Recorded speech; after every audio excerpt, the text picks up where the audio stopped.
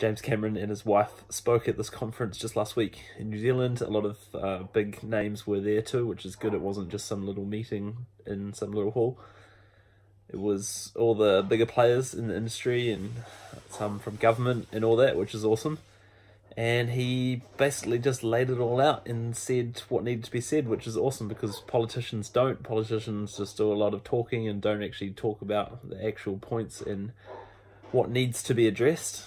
He did also say, there's that common saying, the elephant in the room, but he also said the elephant in the room, the cow in the room is obviously animal agriculture. And that being one of the biggest issues. It is awesome that he called them out in a way by saying that this is one of the biggest things that needs to be addressed.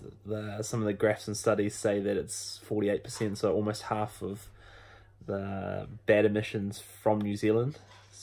Clearly it needs to be addressed, whereas obviously the government is focused on keeping the dairy and meat industries kind of happy, and I can understand why they're doing that for sure, but I'm glad that someone of his significance and him being famous enough to say these kind of things actually have meaning, and it means that it gets out there a whole lot further. You know, if I say it on YouTube, that's one thing, but if someone like James Cameron says it, that's really awesome because it'll spread a lot further, and people that wouldn't have heard the message may now have heard the message because he said it.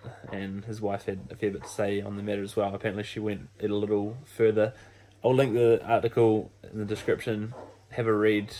There will be some video of it somewhere if you want to find out, but all the main points are in that article. He also painted quite a bleak picture for what the future may hold for New Zealand, but I think that is quite good as well. If we look at worst case scenario and work back from that and try and address the problems before it gets to the worst case scenario, then that's got to be a better thing than just saying, oh, it's not that bad, it's really not that big a deal, when it actually is. There was mentions of vegetarian and vegan diet. I think that they say vegetarian because vegetarian's less scary. If people say vegan, then people just freak out and lose the plot. But that's the next step. If you're going to go vegetarian, then vegan's the next step because it means doing away with dairy altogether and moving from dairy to something else, whether that be plant-based meat or some other kind of plant-based agriculture.